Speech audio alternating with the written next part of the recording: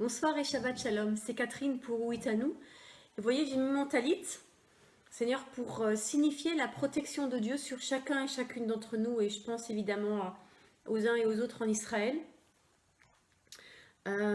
Seigneur, garde-nous, protège-nous, et même si symboliquement, Shabbat, c'est enlever le talit, pour vraiment voir le Seigneur dans ce face-à-face dans lequel nous sommes appelés à vivre avec lui, qu'il continue néanmoins de nous protéger, de nous garder dans tout ce que nous sommes appelés à vivre. On allume les bougies.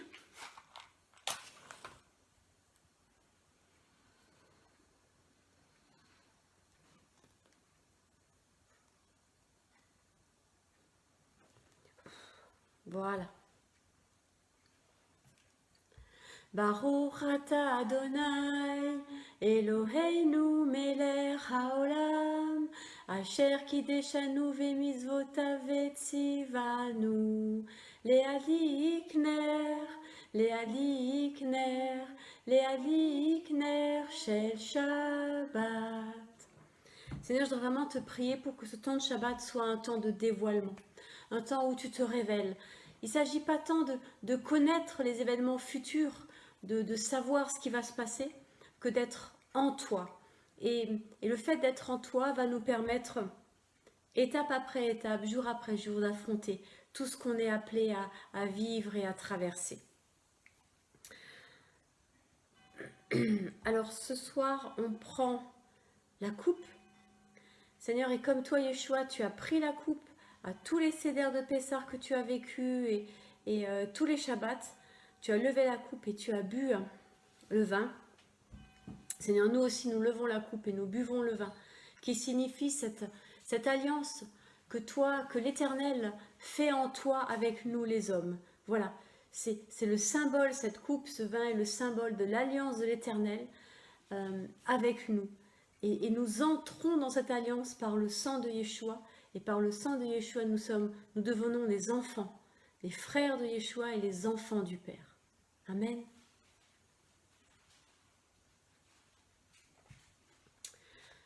De même, dans ce pain, c'est du pain salé, nous signifions que nous sommes le pain de la vie, que cette parole de vie habite en nous et que nous sommes prêts à la répandre, à la donner, à la partager. Seigneur, que ta parole vienne encore davantage habiter en moi, en chacun d'entre nous, et que nous puissions répandre la bonne nouvelle. Maranatha, tu viens bientôt. Seigneur, je voudrais vraiment qu'on puisse ce soir particulièrement prier les uns pour les autres, les uns avec les autres, pour tout ce qui est en train de se passer, pour tout ce que tu es en train de dire, et demain on entrera plus dans ce que le Seigneur dit, dans ce qu'il montre. Vous voyez, le prophète dans la Bible est celui qui comprend les choses. Et il nous appartient ensemble de comprendre les choses. Je ne suis pas du tout en train de dire que je suis prophète, je le répète, je le répète. Mais c'est ensemble que nous sommes remplis du Saint-Esprit et que nous sommes appelés à comprendre les événements que nous vivons, les temps dans lesquels nous sommes, pour pouvoir, adapter notre attitude et avoir confiance dans ce que l'Éternel fait. Amen. Seigneur, donne-nous de nous bénir les uns les autres. Rappelle-nous que se bénir, c'est poser ton nom les uns sur les autres.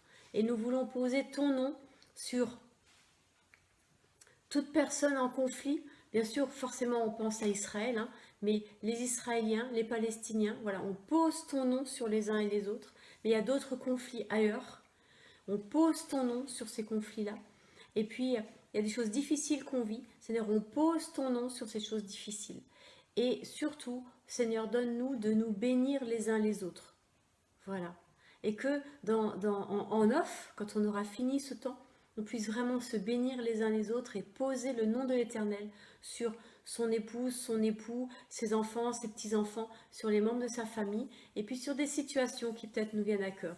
Simplement de dire, Seigneur éternel, bénis, pose ton nom, pose ta vie sur ces situations. Seigneur, on veut te prier particulièrement pour Israël, pose ta vie sur cette situation. Vraiment que quelque chose de toi vienne dans cette situation. J'ai déjà partagé les paroles de ce soldat l'autre jour. Seigneur, qu'il y ait d'autres miracles. Et pas que du côté israélien, mais aussi que du côté palestinien. Des hommes et des femmes puissent te rencontrer. Puissent te donner leur cœur et leur vie. Parce que tu es venu pour transformer nos cœurs et nos vies. Amen. Alors, Seigneur, on entre dans ce Shabbat et viens encore travailler, nous transformer, viens encore nous faire rayonner de toi, sans voile, et que nous puissions simplement briller dans ce monde. Dans le nom de Yeshua, soyez bénis, que l'Éternel notre Dieu vous bénisse, qu'il pose son nom sur vous et qu'il prononce sur vos vies des paroles de bénédiction, des paroles d'espérance et des paroles d'amour. Amen. Shabbat Shalom, demain à 13h30 pour l'enseignement, 21h pour la fin de Shabbat, dimanche le culte, et à partir de dimanche soir, on se retrouve tous les soirs à 21h pour parler d'un prophète, des 8 prophètes. On va parler de 8 prophètes dans la Bible, et demain soir, on va parler dimanche soir, pardon, on va parler du premier, et ce sera Élie. Voilà. Si vous avez des questions, que vous avez des passages dans Élie que vous voudrez plus particulièrement qu'on étudie, faites-le moi savoir pour que dimanche, ce soit un temps interactif où on partage les uns avec les autres. Voilà. Soyez bénis. À demain. À demain. Et Shabbat Shalom.